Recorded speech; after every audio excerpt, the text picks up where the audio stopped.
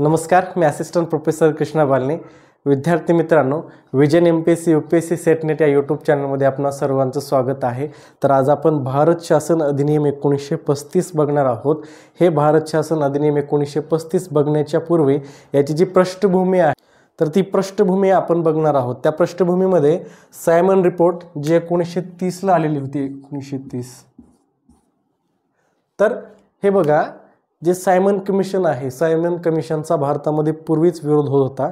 Simon commission go back असे भारतामध्ये नारे दिले जात होते.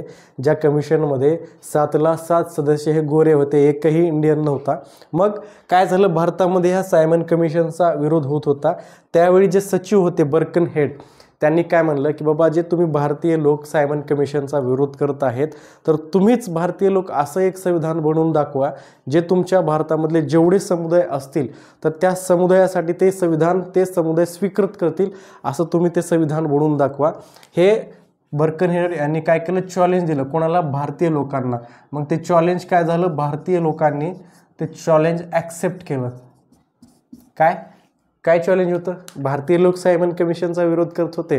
त्यावर बर्कन हेड जे भारत सचिव होते त्यांनी चॅलेंज केले की बाबा, मग तुम्ही विरोध करताय ना, ठीक आहे, तुम्हीच असं एक संविधान बनवून दाखवा जे भारतातलं, जे तुमचं भारत देश आहे, तर त्या भारतीयामधले जेवढे पण समुदाय आहेत तर त्या सर्व समुदायाला हे तुम्ही बनवलेलं संविधान मान्य असेल, असं तुम्ही संविधान बनवून दाखवा. यावर काय झालं, भारतामध्ये फेब्रुवारी 1928ला भारतीयांनी सर्वदलीय संमेलन बोलवलं. काय? सर्वदलीय संमेलन किंवा सर्वदलीय बैठक बोलवली. कधी? फेब्रुवारी 1928ला. आणि एक कमिटी बनवली. त्या कमिटीमध्ये 9 सदस्य होते.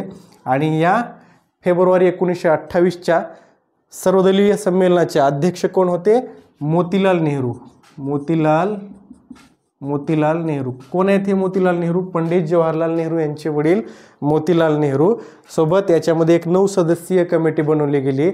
आणि हे लक्षात द्या, ह्या 9 सदस्यीय कमिटीमध्ये प्रथमतः भारतामध्ये एक यंग जनरेशन बनलं.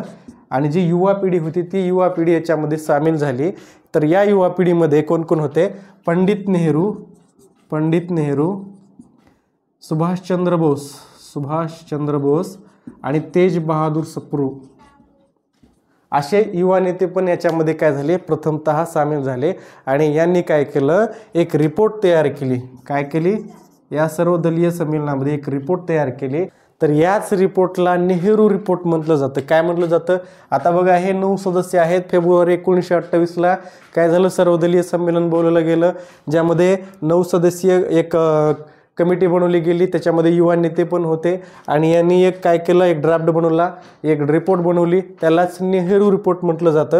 तर हे जे नेहरू रिपोर्ट आहे, तर ह्या नेहरू रिपोर्टमध्ये नेमकं काय काय ह्यांनी मागणी केली तर ते आपण बघणं उचित ठरेल. तर हे बघा, नेहरू रिपोर्ट,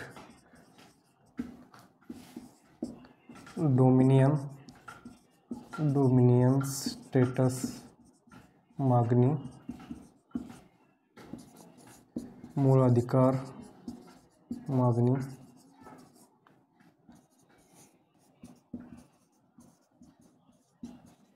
संघ बनवण्याची मागणी. तर बघा, ह्या नेहरू रिपोर्टमध्ये असे काही प्रावधान होते, ज्यामध्ये प्रथमतः भारतामध्ये डोमिनियन स्टेटसची मागणी करण्यात आली. या नेहरू रिपोर्टने भारतामध्ये प्रथमतः डोमिनियन स्टेटसची मागणी करण्यात आली. मूळ अधिकार पाहिजे होते असं सांगितलं. आम्हाला मूळ अधिकार पाहिजेत असं म्हणलं गेलं. आणि एक संघ बनवण्याची मागणी याच्यामध्ये केली गेली. तर नेमकं हे डोमिनियन स्टेटस, आता हेच मुख्य आहे. तर नेमकं डोमिनियन स्टेटस आहे तरी काय, तर ते बघणं खूप सोयीस्कर ठरेल. हे बघा, डोमिनियन स्टेटस म्हणजे काय, तर बाबा, जे तुमचं ब्रिटिश एम्पायर आहे, काय आहे, जे ब्रिटिश एम्पायर आहे किंवा ब्रिटिश साम्राज्य आहे, जे विस्तारलेलं आहे पूर्ण जगभर, तर त्या ब्रिटिश साम्राज्यामध्ये आम्हाला काय करा, डोमिनियनचा दर्जा द्या. काय करा, आम्हाला तुमच्या ब्रिटिश एम्पायरच्या अधीन डोमिनियन स्टेटसचा दर्जा द्या, ज्यामध्ये आमची स्वतःची विधानसभा असेल, स्वतःचं आमचं गव्हर्नमेंट असेल, सरकार असेल, आणि आमची स्वतःची न्यायमंडळ असेल किंवा न्यायपालिका असेल. आम्ही तुमच्या, आता हे काय आहे, हे काय, हे भारत आहे. आणि समजा हा ब्रिटिश एम्पायर आहे, असा हा विस्तारलेला ब्रिटिश एम्पायर आहे. तर हा भारत काय आहे, ब्रिटिश एम्पायरमध्ये आहे. कारण आपल्या भारतावर ब्रिटिशांचं राज्य आहे. त्यामुळं भारतीयांनी काय मागणी केली की बाबा आता हे जे तुमचं ब्रिटिश एम्पायर आहे त्याच्यामध्ये आमचा एक असा देश आहे, असे तुमच्यात अनेक देश आहेत. काही देशांना तुम्ही डोमिनियनचा दर्जा दिलेला पण आहे. त्याच्यामध्ये मग ऑस्ट्रेलिया असेल, न्यूझीलंड असेल, असे काही देश त्यावेळी त्यांना डोमिनियनचा दर्जा मिळालेला होता. मग भारताची काय मागणी होती की बाबा आम्ही जे भारत आहे तर आम्हाला तुम्ही डोमिनियन स्टेटसची मागणी द्या, म्हणजेच ब्रिटिश एम्पायरच्या अधीन राहून आम्हाला डोमिनियन स्टेटसचा दर्जा द्या. त्यात स्वतःची आमची विधानसभा असेल, न्यायपालिका असेल, आमचं स्वतःचं सरकार असेल, आम्ही स्वतंत्र असू, ज्यामध्ये आम्ही स्वतंत्र असेल, आम्ही इक्वल असेल कोणाच्या, तर तुमचे आम्ही काय असेल, इक्वल असेल, अशी मागणी करण्यात आली. आता हे डोमिनियन काय तर बाबा सेल्फ गव्हर्नन्स किंवा स्वशासन. डोमिनियन म्हणजे सेल्फ गव्हर्नन्स किंवा स्वशासन. ब्रिटिश एम्पायरच्या किंवा ब्रिटिश साम्राज्याच्या अधीन राहून भारताला स्वशासन पाहिजे असणे किंवा सेल्फ गव्हर्नन्स देणे म्हणजेच डोमिनियन. तर ह्या डोमिनियनची काय झाली मागणी, ह्या नेहरू रिपोर्टने प्रथमतः भारतीयांनी काय केली, डोमिनियन स्टेटसची मागणी उठवली आणि हे मागणी स्वीकारण्यासाठी 1 वर्षाचा कालावधी दिला. कोणाला, ह्या ब्रिटिशांना. ही जी डोमिनियन स्टेटसची मागणी आहे तर ही मागणी स्वीकारण्यासाठी 1 वर्षाचा कालावधी दिला गेला. परंतु 1 वर्ष होऊन गेले तरीही ब्रिटिशांनी याच्यावर कुठलाच रिस्पॉन्स दिलेला नाही. यावर काय झालं तर यावर हे बघा, डिसेंबर 1929 लाहोर अधिवेशन, पंडित नेहरू.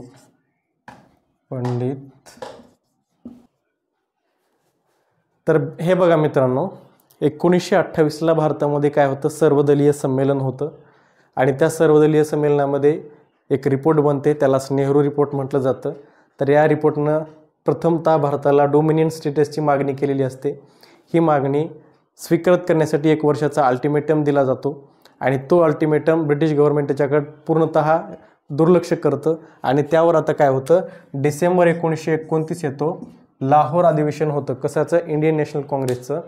आणि ह्या लाहोर अधिवेशनामध्ये असं म्हटलं जातं की बाबा आता आम्हाला भारताला काय पाहिजे, आम्ही तर डोमिनियनची मागणी केली होती जे तुम्ही त्याच्याकडे लक्ष पण दिलं नाहीत, तर आम्हाला आता डोमिनियन स्टेटसची मागणी नको आहे, तर आम्हाला आता काय पाहिजे, पूर्ण स्वराज्य पाहिजे. काय पाहिजे आता आम्हाला डोमिनियन वगैरे काहीच नको, आम्हाला ब्रिटिश नावाच्या अधिपत्याखाली आता राहायचंच नाही आणि त्यामुळं आता काय झालं, आम्हाला पूर्ण स्वराज्य द्या, आम्हाला डोमिनियन स्टेटस वगैरे असलं काहीच नको. तर प्रथमतः भारतामध्ये पूर्ण स्वराज्याची मागणी करण्यात आली आणि काय झालं बघा, 26 जानेवारी 1930ला रावी नदी तटावर तिरंगा झेंडा, हे बघा. आणि त्याच दिवशी काय झालं, रावी नदी तटावर रात्रीच्या वेळेस तिरंगा झेंडा फडकवण्यात आला आणि भारत इथून पुढे स्वतंत्र झाला असं घोषित करण्यात आलं. भारत स्वतंत्र झाला कोणापासून, ह्या ब्रिटिशापासून. कधीपासून, 26 जानेवारी 1930 पासून भारत हा स्वतंत्र झाला असं याच्यामध्ये काय करण्यात आलं, घोषित करण्यात आलं. तर हेच जे 26 जानेवारी 1930 आहे काय, तर हेच 26 जानेवारी 1930 जे आहे, भारताला स्वतंत्रता, रिअल स्वतंत्रता भारताला कधी मिळाली हो, 15 ऑगस्ट 1947ला, बरोबर, 15 ऑगस्ट 1947ला. आणि भारतीयांनी भारत स्वतंत्र झाला असं कधी घोषित केलं होतं, 26 जानेवारी 1930ला. तर हाच दिवस भारतीय लोक विसरून जाऊ नये म्हणून काय झालं, हे बघा, भारताचं संविधान 26 नोव्हेंबर 1949ला स्वीकृत झालं. काय झालं, 26 नोव्हेंबर 1949ला भारतीय संविधान स्वीकृत झालं आणि स्वीकृत झाल्यानंतर भारताचं संविधान लगेच लागू करता येत होतं, परंतु तसं नाही झालं. तर ही 26 जानेवारी 1930चा दिवस लक्षात घेऊन 26 जानेवारी 1950ला भारतीय संविधान लागू करण्यात आलं. काय, भारतीय लोक हे दिवस विसरून जाऊ नये म्हणून जे आपण प्रजासत्ताक दिन साजरा करतो, रिपब्लिक डे साजरा करतो, तर तेच 26 जानेवारी 1930चा दिवस 26 जानेवारी 1950ला भारतीय लोक विसरून जाऊ नये म्हणून संविधान आपल्या भारताचं देशाचं बनलेलं जे 26 नोव्हेंबर 1949ला बनलं होतं, तर ते स्वीकृत 1949ला झालं होतं. तर त्याला लागू कधी केलं गेलं? 26 जानेवारी 1950ला लागू केलं. आणि हे बघा, आता सुरुवातीला काय होती व भारतीयांनी काय केली? डोमिनियन स्टेटसची मागणी केली होती. आता ती काय झाली होती? पूर्ण स्वराज्यामध्ये कन्वर्ट झालं होतं. भारतीयाची मागणी डोमिनियनपासून आता पूर्ण स्वराज्यामध्ये गेलेली होती. तर याच दरम्यान काय झालं होतं? गांधी आणि इर्विन किंवा आयर्विन यांच्यात असं झालं की जो आयर्विन आहे त्यांनी काय केलं होतं? गांधीला जे गोलमेज होत्या, गोलमेज आयोजित केल्या होत्या इंग्रज सरकारने, ब्रिटिश सरकारने 1930 ते 1932च्या दरम्यान 3 गोलमेज झाल्या होत्या. तर त्या आयर्विननं असं म्हणलं महात्मा गांधीला की बाबा तुम्ही इंडियन नॅशनल काँग्रेसचे, म्हणजेच इंडियन नॅशनल काँग्रेस हीच भारताची मुख्य आहे, आणि काय करा बाबा, तू तर हे जी गोलमेज आहे तर त्या गोलमेज परिषदेला तुम्ही अटेंड करा. आणि हे गोलमेज काय होती? तर भारतीय लोक भारताचं शासन किती उत्तम प्रकारे चालू शकतील हे बघण्यासाठी ह्या ब्रिटिश गव्हर्नमेंटने या गोलमेज परिषदेचं आयोजन केलं होतं.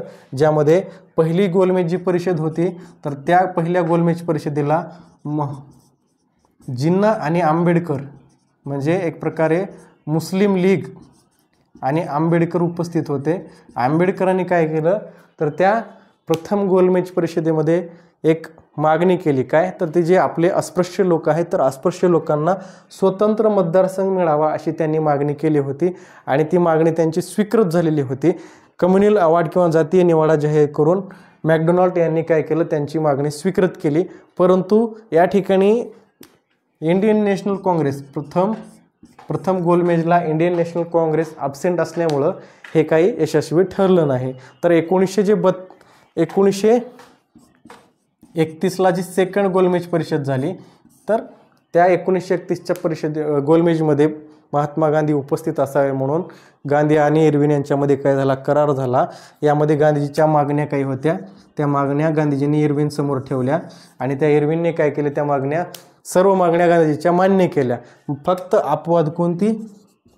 आणि जी मुख्य होती, तर भगतसिंग आणि त्यांचे जे साथीदार होते, तर भगतसिंग आणि साथीदार यांच्या फाशीला महात्मा गांधी रोखू शकले नाहीत. फक्त अपवाद त्या मागण्यामधला एवढाच होता. बाकी गांधीजीच्या सर्व मागण्या ह्या स्वीकृत झाल्या. आणि गांधीजीच्या मागण्या स्वीकृत झाल्यामुळं गांधी काय केले? सेकंड गोलमेजला लंडनला गेले. कुठं? सेकंड गोलमेजसाठी. मग त्या ठिकाणी आंबेडकर लीग आणि महात्मा गांधी, म्हणजे इंडियन नॅशनल काँग्रेस, तर आता ह्या सेकंड गोलमेजमध्ये भारतीय जे प्रमुख होते ते 3ही त्या ठिकाणी उपस्थित होते.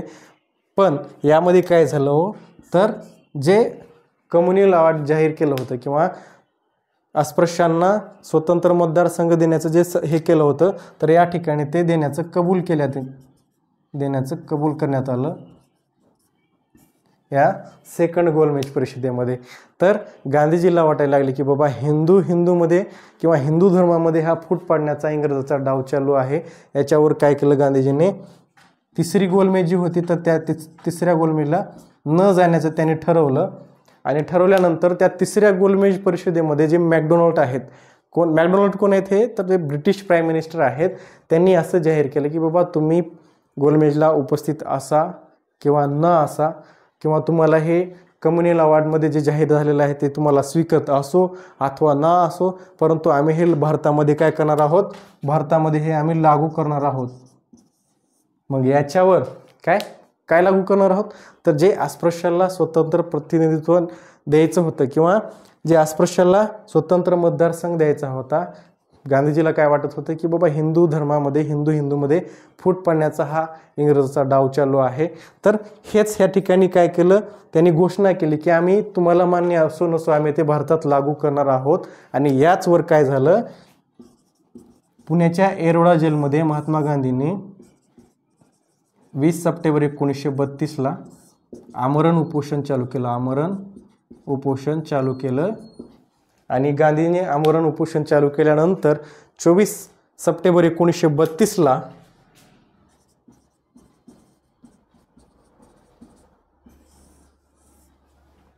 आंबेडकरांनी गांधीजीशी चर्चा करण्याचं ठरवलं. त्यांचं कारण असं होतं की बाबा जर गांधीजीचा ह्या आमरण उपोषणामध्ये चुकून जर प्राण गेला तर ते आपले जे अस्पृश्य लोक आहेत, आपले ह्या देशामध्ये 7 ते 8 करोड अस्पृश्य लोक आहेत, जे गरीब आहेत, जे अशिक्षित आहेत, तर त्या 7 ते 8 करोड अस्पृश्यावर काय होईल, गांधीजीचा जर प्राण गेला तर सवर्ण हिंदू त्यांच्यावर खूप अत्याचार करतील आणि यामध्ये आपले गरीब जे अस्पृश्य लोक आहेत तर ते त्यांना खूप धोका उद्भवेल। यामुळे ही भीती आंबेडकरांना वाटत होती। त्यामुळे त्यांनी 24 सप्टेंबरला गांधीजीची भेट घेतली आणि पुण्याच्या येरवडा जेलमध्ये 24 सप्टेंबर 1932ला महात्मा गांधीजी आणि डॉक्टर बाबासाहेब आंबेडकर यांच्यामध्ये करार झाला। त्यालाच पुणे करार म्हटलं जातं। काय त्यालाच पुणे करार किंवा गांधी आंबेडकर करार किंवा येरवडा करार म्हटलं जातं। हा करार झाला आणि हिंदूमध्येच राहून अस्पृश्य समाज हा हिंदूमध्येच राहील असं यामध्ये सांगितलं गेलं। हिंदूमध्येच राहून त्यांना जास्त जागा देण्याचं यामध्ये काय झालं, कबूल करण्यात आलं। कुठं, ह्या पुणे करारानुसार। तर यानंतर बघा, ह्या जे 3 गोलमेज परिषद झाल्या, 3 गोलमेज परिषद सोबत नेहरू रिपोर्ट कधीचा, 1928चा, आणि ह्या 3 गोलमेज 1930 ते 1932, आणि सायमन रिपोर्ट कधीची, 1930ची। तर या सर्वांना काय झालं, एकत्रित करण्यात आलं। कोणाला, 3 गोलमेज परिषद, नेहरू रिपोर्ट, सायमन रिपोर्ट यांना एकत्रित करून भारत शासन अधिनियम 1935चा ड्राफ्ट तयार झाला। 1935चा ड्राफ्ट तयार झाला आणि 1933ला ब्रिटिश पार्लमेंटमधून याला पास करण्यात आलं आणि 1937ला याला भारतामध्ये लागू केलं। कधी, 1933ला ब्रिटिश पार्लमेंटमध्ये त्याला पास करण्यात आलं आणि 1937 पासून भारतावर लागू केलं। काय, हे भारत शासन अधिनियम 1935। तर हेच भारत शासन अधिनियम 1935चे काय प्रावधान आहेत तर ते आता आपण बघू। प्रावधान पहिला, अखिल भारतीय संघ बोलण्यात आलं, भारत परिषद एंड करण्यात आली, भारत सचिव पद जारी, त्याच्या मदतीसाठी 3 सलाहकार, 4 नंबर, प्रांतीय द्वैध शासन समाप्त, प्रांताला स्वायत्तता देण्यात आली। तर हे बघा, हे अखिल भारतीय संघ जे आहे तर त्या अखिल भारतीय संघासाठी जे भारतामध्ये राज्य रजवाडी किंवा भारतामध्ये जे संस्थानिक होत्या तर त्या संस्थानिक याच्यासाठी तयार नव्हत्या। कशासाठी, हे अखिल भारतीय संघासाठी, आणि त्यामुळे तो काही सक्सेस झाला नाही। यानंतर प्रांतिक मंत्रिपरिषद जे आहे त्यांचं सामूहिक उत्तरदायित्व प्रांतिक विधानसभेशी करण्यात आलं। त्यानंतर केंद्र सूची, राज्य सूची आणि समवर्ती सूची बनवली गेली, समवर्ती सूची। त्यानंतर प्रांतामध्ये द्विसदन चालू झालं। त्यानंतर आपातमध्ये म्हणजे इमर्जन्सी वेळेस जो आहे किंवा व्हाईसराय जो आहे तो प्रांत सूचीवर कायदे बनवेल असं सांगण्यात आलं। आणि हे बघा, जे केंद्र आहे तर केंद्रामध्ये प्रांतातलं बघा की आता या ठिकाणी काय झालं, जे प्रांतातलं द्वैध शासन होतं तर ते संपवून टाकलं आणि केंद्रामध्ये तरी लागू केलं। काय, केंद्रामध्ये जे विषय आहेत तर ते हस्तांतरित आणि आरक्षित असं केंद्रामध्ये काय झालं, प्रांतातलं द्वैध शासन एंड करून प्रांताला स्वायत्तता देण्यात आली आणि केंद्रामध्ये हे द्वैध शासन चालू झालं। तर हे भारत शासन अधिनियम 1935चे काही प्रावधान आहेत ज्यामध्ये अखिल भारतीय संघ जे आहे त्याचं यामध्ये अखिल भारतीय संघ बनवण्याचं सांगितलं गेलं, परंतु त्यांनी संस्थानिकांनी याला काय केला, विरोध केला। भारत परिषद संपवली गेली, भारत सचिव पद कायम राहिलं, पण त्याच्यासोबत त्याला मदत करण्यासाठी 3 सलाहकार होते। प्रांतीय द्वैध शासन एंड करून प्रांताला स्वायत्तता देण्यात आली।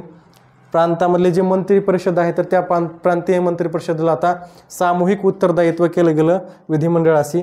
नंतर 3 सूच्या बनवल्या गेल्या. प्रथमतः केंद्र सूची, राज्य सूची आणि समवर्ती सूची. आरक्षित विषय जे आहेत ते व्हाईसरायकडेच, गव्हर्नर जनरल ऑफ इंडियाकडे असतील.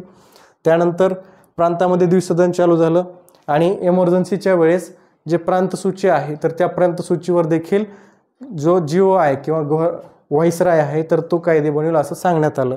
तर ह्यामध्ये काही प्रावधान होते भारत शासन अधिनियमचे ते आपण बघितले. यानंतर